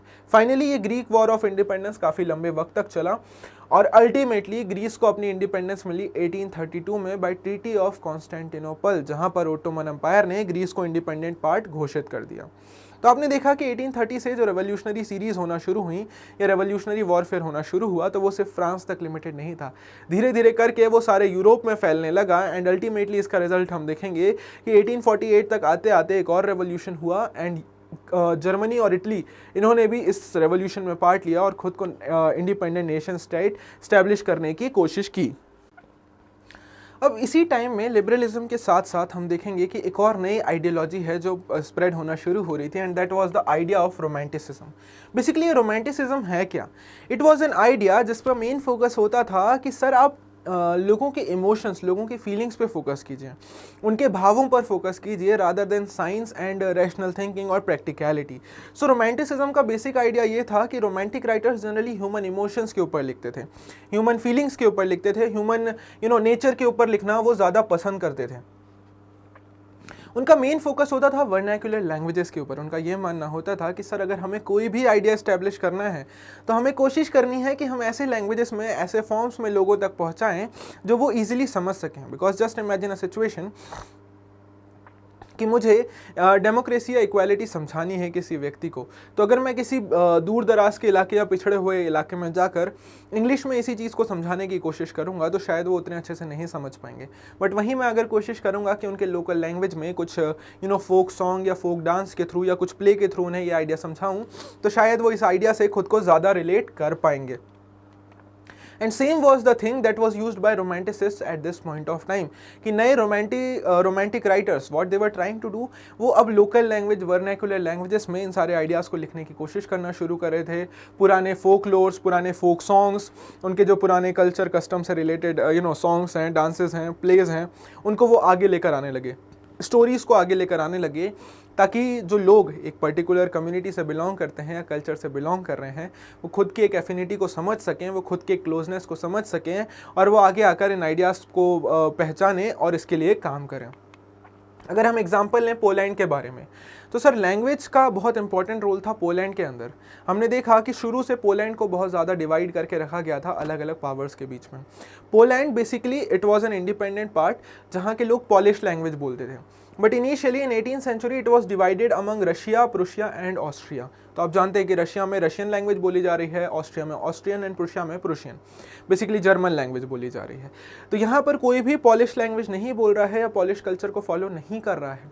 सो पूरे पोलैंड को इन 3 पार्ट्स में डिवाइड कर दिया गया। So just imagine a situation कि पॉलिश बोलने वाले लोग 3 अलग अलग डिफरेंट राजाओं के अंडर में आ गए जो अलग अलग कस्टम या लैंग्वेज से बिलोंग करते हैं। इन सारी पावर्स ने क्या करना शुरू किया, धीरे धीरे करके पोलैंड से उनके लैंग्वेज को ख़त्म करने की कोशिश की। उन्होंने कोशिश की कि यहाँ पे पॉलिश लैंग्वेज अब आप नहीं बोल सकते हैं, because now you are a part of Russia और जर्मनी, आपको जर्मन लैंग्वेज ही बोलना है। लेकिन यहाँ के जो क्लर्जी थे, यहाँ के जो लोकल स्कूल्स थे, यहाँ के जो नोबल्स थे, उन्होंने अपनी फ़ाइट को कंटिन्यू रखा और उन्होंने पॉलिश लैंग्वेज को ख़त्म नहीं होने दिया। उन्होंने अपनी पॉलिश लैंग्वेज को बरकरार रखा, उसी लैंग्वेज में बोलते रहे, उसी भाषा का प्रयोग करते रहे और उसी भाषा में अपने इंडिपेंडेंस की लड़ाई लड़ते रहे और लोगों के बीच में ये मैसेज फैलाते रहे कि we belong to Poland, we belong to a Polish region, हमारी लैंग्वेज पॉलिश है और हम इसे ख़त्म होने नहीं देंगे। And ultimately the use of Polish language came to be seen as a symbol of the struggle against Russian dominance। तो आप समझ पा रहे होंगे कि किस तरीके से इस वक्त में रोमांटिक राइटर्स ने एक नया फॉर्म निकाला अपोजिशन का, जहां पर यह बात होने लगी कि नो मैटर वॉट आप किस एम्पायर के अंडर हैं या किस लैंग्वेज या किस राजा के अंदर हैं, आपको अपने कस्टम्स और कल्चर्स को बचा कर रखना है एंड अपने इमोशंस को बचा कर रखना है। 1830 के बाद से फ्रांस में कुछ खास सिचुएशन चेंज नहीं हुई। ऑल्दो उन्होंने कॉन्स्टिट्यूशनल मोनार्की इस्टेब्लिश तो कर दी थी, लेकिन still hunger, hardship and popular revolt they were continues. 1830s का जो टाइम था, it was a time of great economic hardship and बहुत सारे इकोनॉमिक प्रॉब्लम्स हो रहे थे। The first half of the 19th century saw enormous increase in the population. पहला problem क्या था कि सर पॉपुलेशन इंक्रीज बहुत तेज़ी से हो रहा था। 1800 के बाद से बहुत तेज़ी से पॉपुलेशन बढ़ती जा रही थी। अब पॉपुलेशन बढ़ रही थी तो फूड जो फूड रिक्वायरमेंट्स है वो भी बढ़ती जा रही थी, लेकिन प्रोडक्शन उतना तेज़ी से नहीं बढ़ रहा था। काफ़ी सारे लोग अनएम्प्लॉयड हो रहे थे। अनएम्प्लॉयड होने के कारण उन्होंने क्या करना शुरू किया, they started migrating to the cities. और सिटीज़ में भी काम उतने ज़्यादा मात्रा में अवेलेबल नहीं था, जिसके कारण पुअर लिविंग कंडीशंस का सामना उन्हें करना पड़ा। उसके बाद यही वो वक्त है जहाँ पर हम देख रहे हैं कि यूरोप में इंडस्ट्रियलाइजेशन होना शुरू हो रहा है। तो जो लोग छोटे मोटे बिजनेस या छोटे मोटे प्रोडक्शन में इन्वॉल्व थे, अब उनके साथ भी एक प्रॉब्लम आने शुरू हो गई कि now they are being faced with the competition of machine made products. कि सर पहले मैं हाथ से कपड़ा बनाता था और उसे बेचकर मैं अपना घर चलाता था, लेकिन अब वही मशीन से बन के आ रहा है और सस्ते दामों में बन के आ रहा है, तो लोग मेरे हाथों से बना हुआ कपड़ा नहीं खरीद रहे हैं। लोगों का लाइवलीहुड और छिनना शुरू हो गया। उसके बाद हम देखें कि जहाँ पर एरिस्टोक्रेसी अभी भी प्रिविलेंट थी, यूरोप के उन एरियाज़ में जहाँ पर नोबल्स अभी भी थे, जहाँ पर फ्यूडलिज्म अभी भी फॉलो हो रहा था, पीजेंट्स के पास प्रोडक्शन करने का कोई राइट नहीं था। वो ड्यूज़ को ही भर के और या वो डेट के अंदर ही फंसे जा रहे थे। वो इतने सारे टैक्स उन्हें पे करने पड़ते थे कि वो प्रोडक्शन कर ही नहीं पा रहे थे एंड अल्टीमेटली फूड का जो रिक्वायरमेंट था वो फुलफिल नहीं हो रहा था। और इस कारण से फूड के प्राइसेस सार दर सार बढ़ते जा रहे थे। और 1830s और 1840s का वो टाइम था जहाँ पर कई सारे सालों में हार्वेस्ट जो है वो बहुत ख़राब हुई। मौसम इतना ज़्यादा ख़राब था, कभी ज़्यादा बारिश, कभी ज़्यादा बर्फ़ गिरना, जिसके कारण हार्वेस्ट भी बहुत ख़राब हो रही थी, फूड प्रोडक्शन भी बहुत ज़्यादा ख़राब हो रहा था एंड अल्टीमेटली फूड क्राइसिस बढ़ता जा रहा था। Food shortages and widespread unemployment brought the population of Paris out on the road. अब जो ये फूड शॉर्टेजेस हैं और अनएम्प्लॉयमेंट है, ultimately people became restless and again in 1848 एक दूसरा रेवोल्यूशन हुआ। ऑल्दो लुई फिलिप ने कई सारी कोशिशें की और उन्होंने कोशिश की कि हम चेंजेस लेकर आएँ, इकोनॉमिक प्रॉब्लम्स को सॉल्व करें, बट देन उनके इस कोशिश का कोई भी अल्टीमेट असर नहीं मिला एंड फ्रांस के लोग दे बिकेम वेरी अनहैप्पी। 1848 में again they came on the roads. उन्होंने लार्ज स्केल में अपोजिशन करना शुरू किया लुइस फिलिप का। अल्टीमेटली लुइस फिलिप को भागना पड़ा। फ्रांस में 1848 में finally congrats to everyone, revolution successful हुआ और रिपब्लिक स्टैब्लिश हुई। एक नई नेशनल गवर्नमेंट स्टैब्लिश हुई जहां पर सभी मेल मेंबर्स को हुआ 21 ईयर्स एंड अबव सबको वोटिंग राइट्स दिए। नेशनल वर्कशॉप स्टैब्लिश की गई और सबको एम्प्लॉयमेंट प्रोवाइड कराने के प्रॉमिस के साथ नेशनल असेंबली ने अपना काम करना शुरू किया। So it was finally in 1848 जब फ्रांस में रिपब्लिक अल्टीमेटली स्टैब्लिश हो गया है। Now there is no monarchy, but again when the France sneezes the whole of Europe catches cold. जब 1848 में फ्रांस में फाइनली रिपब्लिक स्टैब्लिश हुआ तो आसपास के एरिया जैसे जर्मनी, हम बात करें जैसे जर्मनी, पोलैंड, इटली, इन सारे एरियाज़ ने भी कोशिश की, ऑस्ट्रो हंगरिया, इन सारे एरियाज़ ने भी कोशिश की। यहाँ के जो मिडिल क्लास लोग थे उनके मन में भी एस्पिरेशन आया कि सर हमें भी अब कोशिश करनी है कि हम अपने कंट्रीज़ को भी एक रिपब्लिकन फॉर्म ऑफ गवर्नमेंट में कन्वर्ट कर सकें। They took advantage of the growing popular unrest to push their demands for the creation of a nation state on parliamentary principles, a constitution, freedom of press and freedom of association। इन सारी countries ने क्या किया, यहाँ के middle class लोगों ने जब देखा कि धीरे धीरे कर ये डिमांड्स बढ़ती जा रही हैं, लोगों के अंदर ये भावना उत्पन्न होना शुरू हो रही है कि अब हमें भी खुद को रिपब्लिक बनाना है, खुद को एक नेशन स्टेट बनाना है, तो उन्होंने भी अपनी डिमांड्स पुश करनी शुरू की अपने मोनार्क्स के सामने। कैसी डिमांड्स? सर हमें पार्लियामेंट चाहिए, इलेक्टेड गवर्नमेंट चाहिए, हमें कॉन्स्टिट्यूशन चाहिए, फ्रीडम ऑफ प्रेस चाहिए और हमें चाहिए freedom of association and ultimately that liberalism. इसका सबसे पहला जो विजिबल हमें आउटकम देखने को मिला वो जर्मनी में देखने को मिला। जर्मनी के जो मिडिल क्लास लोग थे, basically the political associations in which the members they were middle class professional, businessman and prosperous artisans, वो सारे फ्रैंकफर्ट की सिटी में इकट्ठे हुए।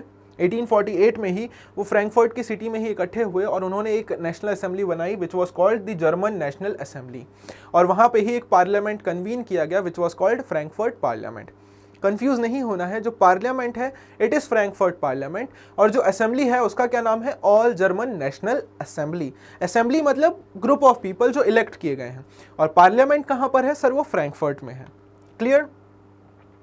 18 में 1848 को 831 इलेक्टेड मेंबर्स जो ऑल जर्मन नेशनल असेंबली का पार्ट थे वो फ्रैंकफर्ट पार्लियामेंट में गए और उन्होंने एक नेशनल असेंबली के तौर पर एक कॉन्स्टिट्यूशन फ्रेम किया, जहां पर उन्होंने कई सारे राइट्स और रेगुलेशंस दिए, एक इलेक्टेड गवर्नमेंट का प्रोविज़न बनाया, और उन्होंने क्या बात की कि सर हम भी अब जर्मनी को एक कॉन्स्टिट्यूशनल मोनार्की बनाएंगे। तो उन्होंने कॉन्स्टिट्यूशन प्रिपेयर कर कर वो कॉन्स्टिट्यूशन किसके सामने ले जाकर रखा सर? उन्होंने ले जाकर रखा सर फ्रेडरिक विल्हेम फोर्थ। ये इस टाइम प्रुशिया के किंग थे।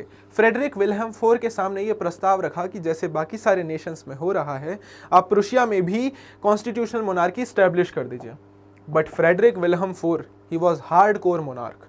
वो नहीं चाहते थे किसी भी तरीके के कॉन्स्टिट्यूशन को एक्सेप्ट करना, किसी भी तरीके के चेंजेस को एक्सेप्ट करना। और उसी के साथ साथ जो ये फ्रैंकफर्ट पार्लियामेंट था या जो असेंबली थी, it was mainly made up of middle class people. तो ये middle class people lower classes की डिज़ायर्स और डिमांड्स को मानना ही नहीं चाहते थे। विमेंस को तो इवन एंट्री तक भी नहीं दी गई थी इस पार्लियामेंट के अंदर। तो अल्टीमेटली इस जो नेशनल असेंबली का सपोर्ट है वो धीरे धीरे करके कम होने लगा, और फ्रेडरिक विल्हेम फोर्थ ने भी उस आइडिया से इनकार कर दिया था कि हम कॉन्स्टिट्यूशनल मोनार्की इस्टेब्लिश करेंगे जर्मनी में। So ultimately Frederick Wilhelm fourth और उसने बाकी सारे मोनार्क्स के साथ मिलकर इस असेंबली को ख़त्म किया, एंड अल्टीमेटली जर्मनी में जो एक कॉन्स्टिट्यूशनल मोनार्की का सपना था जो 1848 में उन्होंने कोशिश की, वो वहीं पर ख़त्म हो गया। At the end troops were called in and assembly was force to disband. और यहीं पर अगेन विमेंस के राइट को लेकर अभी भी मुद्दा समाप्त नहीं हुआ। विमेन काफ़ी लंबे वक्त तक अपने पॉलिटिकल राइट्स के लिए लड़ती रहीं। क्यों? क्योंकि हमने फ्रांस में भी देखा कि 1848 में ऑल दो फ्रांस में रिपब्लिक स्टैब्लिश हो गया है, बट स्टिल विमेन को वोटिंग राइट नहीं दी गई। Only all the male members of 21 years age and above, सिर्फ उनको ही वोटिंग राइट्स मिले थे। वहीं पे जर्मनी में भी विमेन, ये जब नेशनल असेंबली बनाई गई तो विमेन को लाया नहीं गया, उनको सिर्फ गैलरीज में खड़ा कर दिया गया और उनको इक्वल राइट्स नहीं दिए गए। सो women had form their own political parties, और काफ़ी लंबे वक्त तक उन्होंने अपने सफरेज के लिए या वोटिंग राइट्स के लिए लड़ाई जारी रखी, एंड बहुत वक्त के बाद उन्हें वो उनके राइट्स मिले। ठीक है सर, तो क्या जर्मनी में जब 1848 में नेशनल असेंबली को हटा दिया गया तो स्टोरी ख़त्म? नहीं सर, स्टोरी वहाँ पे ख़त्म नहीं होती है। ऑल्दो 1848 में जो कोशिश जर्मन्स ने की थी वो वहाँ पर अनसक्सेसफुल हुई, बट स्टिल जो नेशनलिस्ट फीलिंग्स थी जो 1848 से शुरू हो गई थी और वो बाकी स्टेट्स में फैलना शुरू हुई थी, उन्होंने रुकने का नाम नहीं लिया। धीरे धीरे करके बाकी सारे एरियाज़ को पता चलना शुरू हुआ कि सर नेशन स्टेट करके भी कुछ कॉन्सेप्ट होता है, इलेक्टेड गवर्नमेंट भी कुछ चीज़ होती है, पार्लियामेंट और कॉन्स्टिट्यूशन भी कुछ चीज़ होती है। तो उन्होंने इन आइडियाज़ को और ज़्यादा फैलाना शुरू किया और ज़्यादा एक्सेप्ट करना शुरू किया, और उन्होंने कोशिश करनी शुरू की कि सर हम अपने देश में भी इन्हीं आइडियोलॉजीज़ को फॉलो करेंगे और ऐसा ही एक नेशन स्टेट बनाने की कोशिश करेंगे।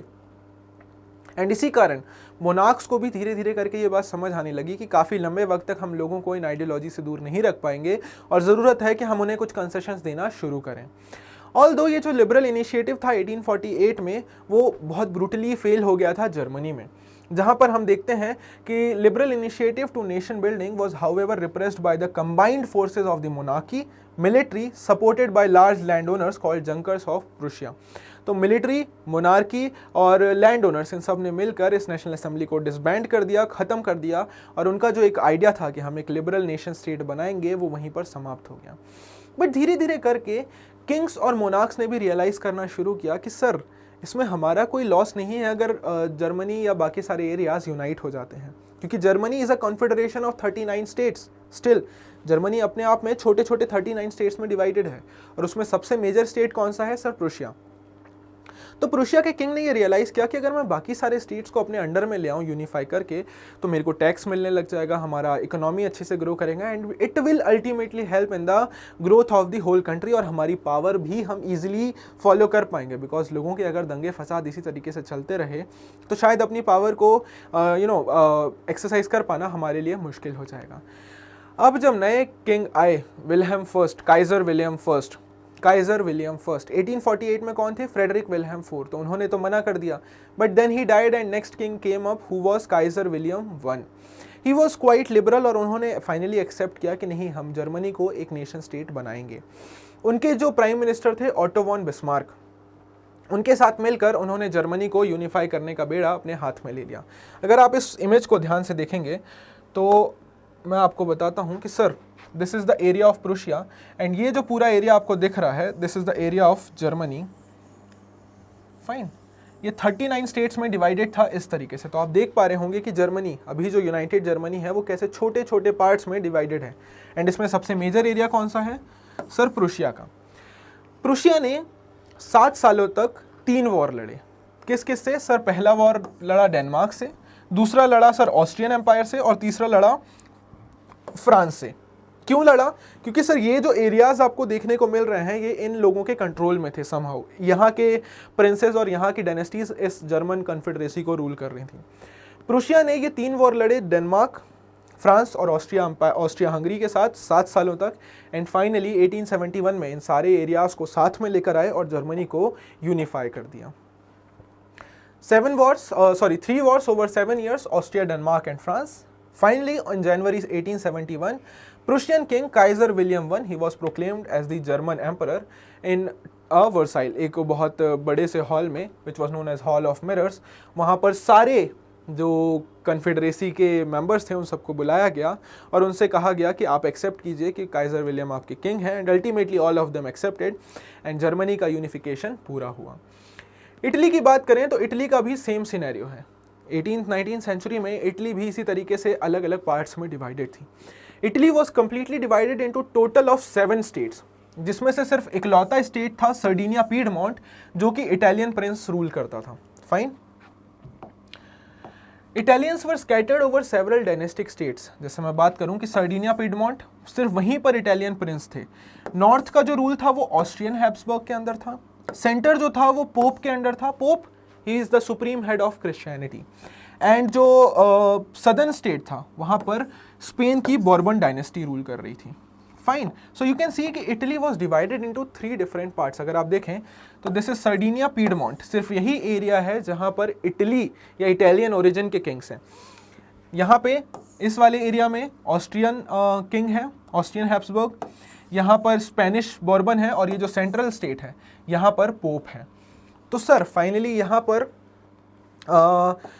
पहले यूनिफाई करने की कोशिश की इसने की थी। अगर आप वापस चलें रेवोल्यूशनरी वाले पार्ट में तो गिसिप गरीबाल्डी, गिसिप मज़िनी, 1830 में गिसिप मज़िनी ने कोशिश की थी कि हम इटली को यूनिफाई करें, बट ही फेल्ड। 1848 में वापस उन्होंने कोशिश की, बट उसका कोई अल्टीमेट सोल्यूशन नहीं निकला। फाइनली इटली को यूनिफाई करने का पूरा जिम्मेदारी जो है वो सर्डिनिया पीडमोंट के किंग विक्टर इमैनुअल सेकेंड के ऊपर आ गया, और विक्टर इमैनुअल सेकेंड के प्राइम मिनिस्टर थे काउंट कैमिलो डी कैवर। तो इन दोनों ने मिलकर फाइनली इटली को यूनिफाई किया। Chief minister Cavour, through a tactful diplomatic alliance with France, succeeded in defeating the Austrian forces in 1859। तो पहले 1859 में सर्डिनिया पीडमोंट ने फ्रांस के साथ मिलकर ये वाला एरिया अपने कब्जे में लिया। सदर्न स्टेट जो है यहाँ पर गिसिप गरीबाल्डी, वो गिसिप मज़िनी के ही एक फॉलोवर थे और एक रेवोल्यूशनरी थे। उन्होंने यहाँ पर आकर एक रेवोल्यूशन किया और the kingdom of two Sicilies के साथ मिलकर, यहाँ के पीजेंट्स के साथ मिलकर स्पेनिश बोर्बन डायनेस्टी था उसको हटा दिया और इसे यूनिफाई कर दिया इस एरिया के साथ। एंड अल्टीमेटली ये जो सेंट्रल स्टेट था which was under the pope और पेपल स्टेट, यहाँ पे पोप तो वॉरफेयर लड़ेंगे नहीं बिकॉज ऑब्वियसली वो तो भगवान के बंदे हैं, तो उन्होंने कोई भी वॉरफेयर नहीं लड़ा एंड अल्टीमेटली पूरे इटली का यूनिफिकेशन हो गया। But still fine, also a large number of armed volunteers under Giuseppe Garibaldi joined them. In 1860 they marched into South Italy and Kingdom of the Two Sicilies and succeeded in winning the support of the local peasants in order to drive out the Spanish rulers. In 1861 Victor Emmanuel II was proclaimed the king of United Italy. So initially 1861 में Italy का normal unification तो हो गया, but still कुछ regions ऐसे थे जो Italy के साथ अभी तक नहीं जुड़े थे और इसका कारण था कि वहाँ के लोग बहुत इलिटरेट थे। तो ऑल दो नेशनल सेंटिमेंट्स चल रहे थे और नेशनल यूनिटी हो रही थी, बट लोगों को इसके बारे में कोई आइडिया ही नहीं था। Fine, it was later in again 1871 जब फाइनली इटली का एक लास्ट जो पार्ट था वेनिस वो इटली में आया एंड इटली वॉज यूनाइटेड। ठीक है सर, हमने जर्मनी यूनिफाई करा दिया, हमने इटली यूनिफाई करा दिया।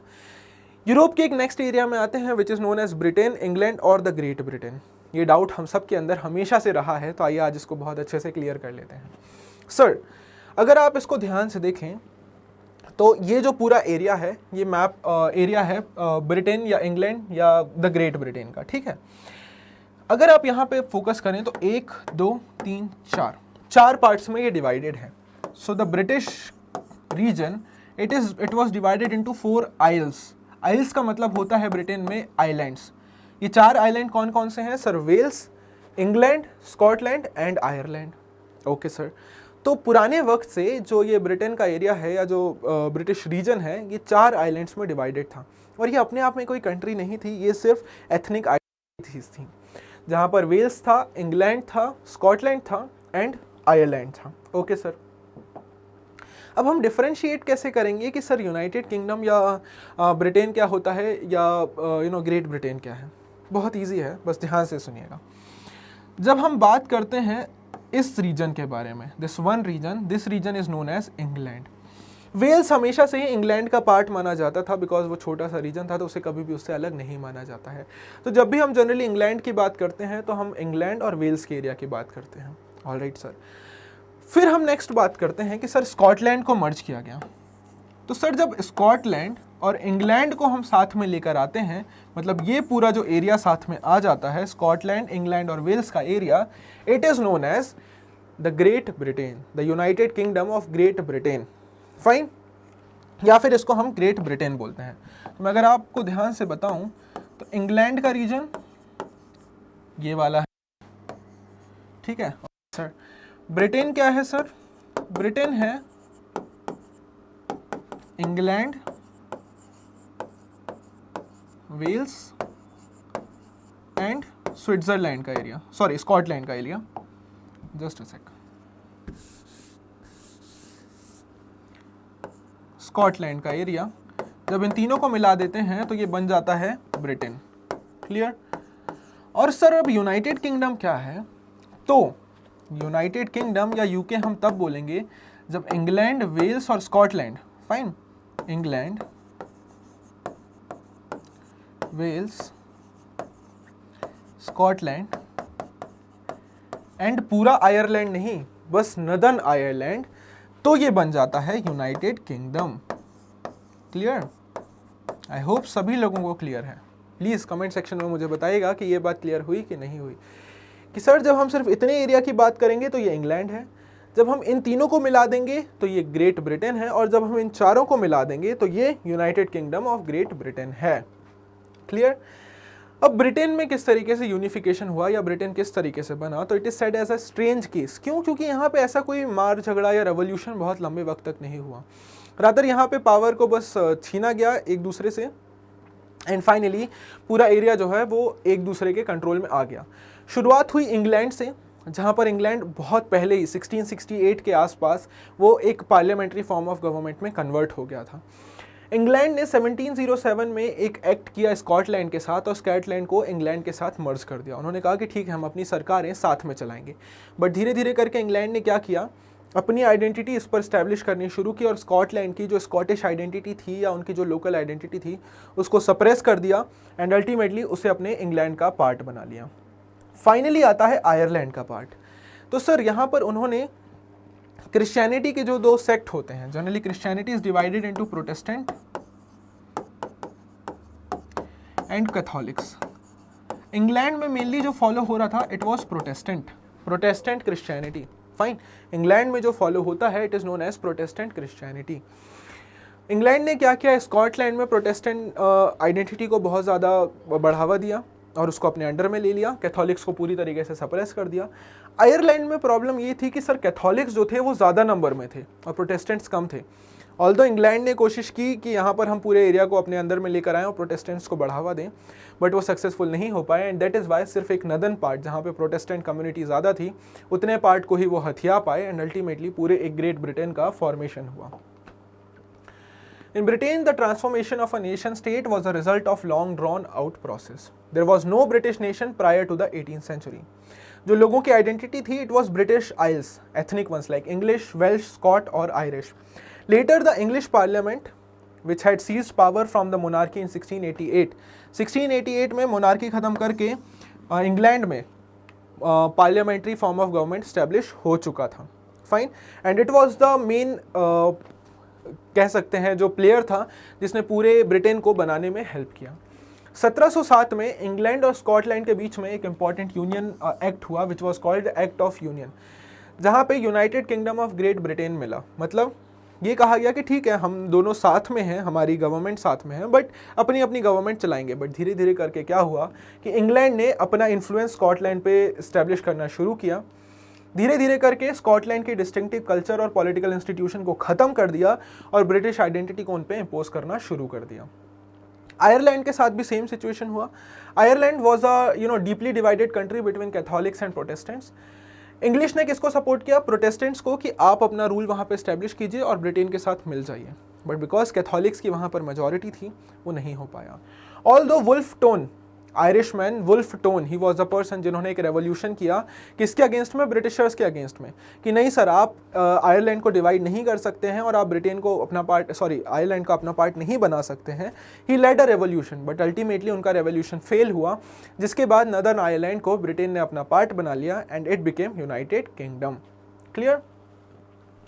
अ new British nation was formed with a dominant English culture. नए सिंबल्स यूज किए गए जैसे द ब्रिटिश फ्लैग जिसको यूनियन जैक कहा जाता है, national anthem God save our noble king, the English language, they were actively promoted, और जो ओल्डर आइडियाज़ थे उन सबको बाहर हटा दिया और उनके पार्टनर्स के अंडर में भी इन्हीं सारे कल्चर और कस्टम को उन्होंने बहुत कूट कूट कर भर दिया एंड अल्टीमेटली ब्रिटिश नेशन का एस्टेब्लिशमेंट हुआ। ऑलराइट, यही एक वक्त है जब हम देखें कि नेशंस को अलग अलग तरीके से विजुअलाइज किया जाने लगा और इसके लिए हम एक टर्म यूज़ करते हैं एलिगरी।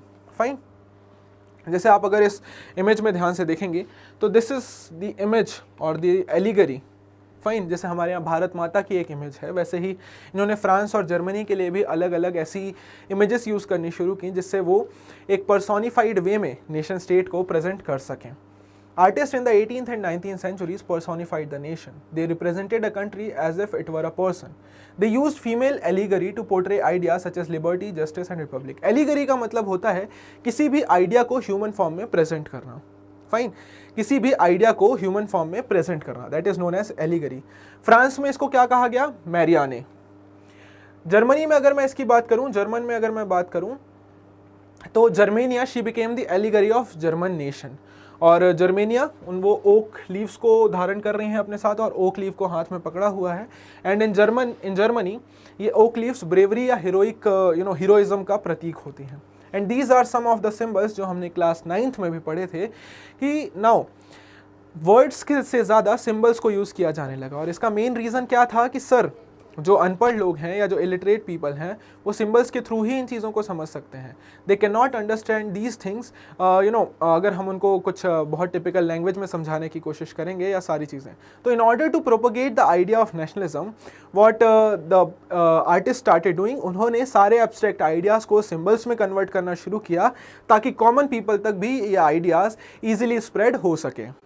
तो अब हम आ जाते हैं नेक्स्ट एरिया को और which is the Balkan area. ये जो idea of liberal democratic nationalism जो धीरे धीरे करके फैलना शुरू हो रहा था वो बाल्कन एरिया तक भी आकर पहुंच गया था। During this period nationalist group became increasingly intolerant of each other and were ever ready to go to war.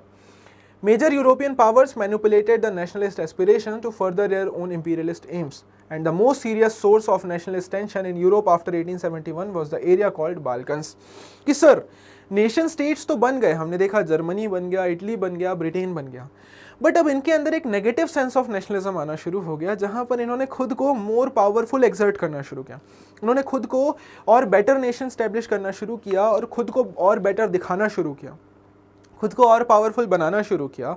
और इसके लिए उन्होंने क्या करना शुरू किया सर, डिफरेंट एरियाज को कैप्चर करना शुरू किया। फाइन, और यहीं से स्टार्ट हुआ इंपीरियलिज्म और कॉलोनियलिज्म का आइडिया। अगर आप ध्यान दें तो कि सर बिकॉज ये नेशन स्टेट अभी अभी फॉर्म हुए थे और ये अब खुद को और सुप्रीम बताना चाहते हैं कि सर हम ज़्यादा पावरफुल नेशन स्टेट हैं as compare to other, they went out in taking control of different areas, और इन्हीं कंट्रोल के चलते इनके बीच में आपस में राइवलरी हुई एंड अल्टीमेटली हम देखते हैं कि फर्स्ट वर्ल्ड वॉर 1 भी हुआ।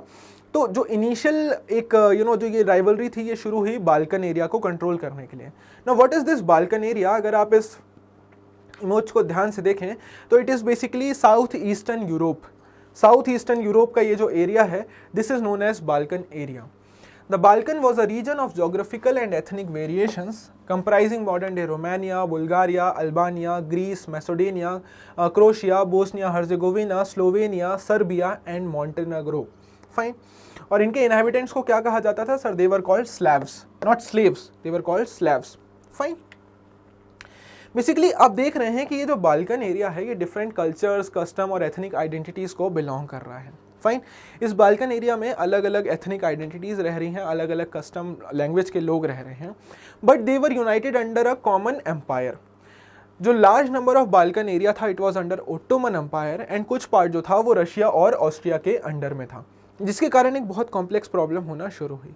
जब 1871 से नेशन स्टेट्स का फॉर्मेशन शुरू हुआ और नेशनलिज्म का आइडिया फैलने लगा तो इन बाल्कन्स के अंदर भी वो एक नेशनलिज्म और लिबरलिज्म का आइडिया आना शुरू हो गया। फाइन, एक रोमांटिक नेशनलिज्म इन बाल्कन्स के अंदर फैलना शुरू हो गया कि sir we are a very diverse group और हम अलग अलग एरियाज से बिलोंग करते हैं, हमारे अपनी अलग लैंग्वेजेस हैं, so why should we be a part of a common empire और कॉमन टेरिटरी। हमें अपनी इंडिपेंडेंस चाहिए और अपनी एक असर्शन करना शुरू किया इन्होंने अपने कॉमन कल्चर के लिए और अपने एक इंडिपेंडेंट टेरिटरी के लिए। और जब ये होना शुरू हुआ तो ये पूरा बाल्कन एरिया जो है ये बहुत ही एक्सप्लोसिव एरिया बन गया।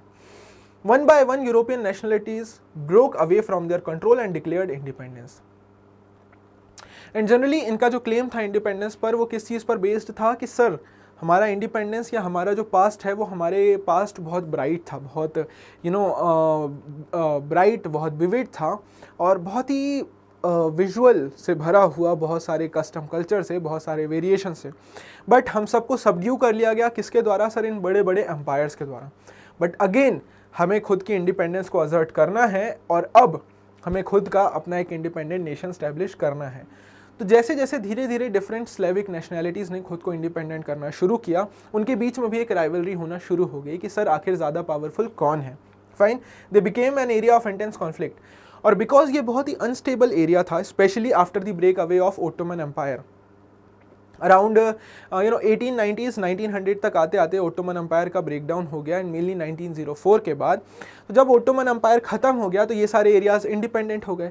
अब ये धीरे धीरे करके अपनी आइडेंटिटी स्टैब्लिश करने की कोशिश कर रहे थे, खुद को गवर्नमेंट स्टैब्लिश करने की कोशिश कर रहे थे और इसी सिचुएशन का फ़ायदा उठाया बड़ी सुपर पावर्स ने, like Russia, Germany, Italy, Britain.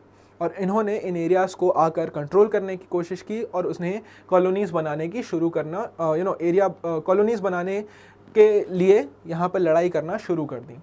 At the same time, the great European powers like Russia, Germany, England and Austro-Hungary, they were keen taking the control of the Balkan region. क्यों? क्योंकि एक बहुत important trading point था।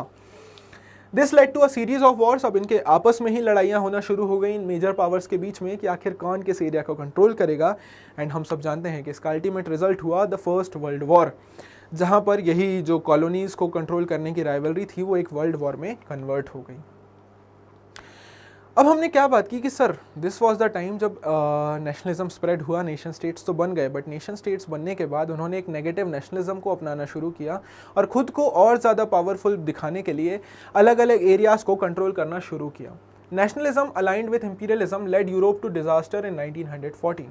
But इसी वक्त में हम देख रहे हैं कि अलग अलग कंट्रीज़ में भी इस इंपीरियलिज्म के अगेंस्ट में अब एक नेशनलिज्म का भाव उत्पन्न होना शुरू हो रहा है कि सर हम देख रहे हैं कि यूरोप में तो नेशन स्टेट का फॉर्मेशन हुआ नेशनलिज्म के कारण, यूरोप में तो लिबर्टी इक्वालिटी के आइडियाज़ के कारण नेशन बने, बट बाकी जो कॉलोनीज़ थी वहाँ पे इंपीरियलिज्म के कारण नेशन स्टेट का फॉर्मेशन होना शुरू हुआ, वहाँ पर इंपीरियलिज्म के कारण नेशनलिज्म का भाव आना शुरू हुआ। जैसे कि हम अगले चैप्टर में बात करेंगे इंडिया के बारे में कि sir India started talking about nationalism या nation state because it was a colony of Britain, it was subdued by the Britain. और तब हमने रियलाइज़ किया कि नहीं सर, हमें खुद को एक नेशन स्टेट बनाना है। और ये जो एंटी इंपीरियल मूवमेंट थे जो अलग अलग कॉलोनीज़ में डेवलप हुए, वो उन्होंने वहाँ पर एक नए नेशनलिस्ट फॉर्म, एक नए नेशनलिस्ट आइडिया को राइज दिया। The same nationalist idea was not copied everywhere, जो कि यूरोप में फॉलो हुआ था, वही सेम नेशनलिज्म हर जगह कॉपी नहीं हो रहा था। रादर हर जगह पे अपना खुद का एक नेशनलिज्म जनरेट हो रहा था in response to the situations that were going in there. और 19th और 20th सेंचुरी में जो मेजर नेशनलिज्म ग्रो हो रहा है वो कॉलोनीज़ में हो रहा है। और किसके अगेंस्ट में? Sir it is rising in against और in response to the imperialism. और सेकेंड चैप्टर में हम इसी के बारे में बात करेंगे कि आखिर इंडिया में किस तरीके से नेशनलिज्म का भाव जो है बहुत तेज़ी से उत्पन्न हुआ और फाइनली हमने खुद को एक नेशन स्टेट स्टैब्लिश किया ब्रिटेन से आज़ाद कराकर। सो आई होप फ्रेंड्स आपको सारी बातें इस चैप्टर में क्लियर हुई हैं। अगर कोई भी डाउट या कोई भी सजेशन है, you are free to put your doubts and suggestions in the comment box because see this is all for you only। तो अगर कोई भी डाउट या सजेशन है या कोई भी कमेंट है, आप प्लीज़ कमेंट सेक्शन में मेंशन कर सकते हैं। Thank you very much for joining in. I'm coming soon with the next video. So till then, take care. Bye bye. Stay tuned. Thank you very much for joining Step Up Academy. Thank you.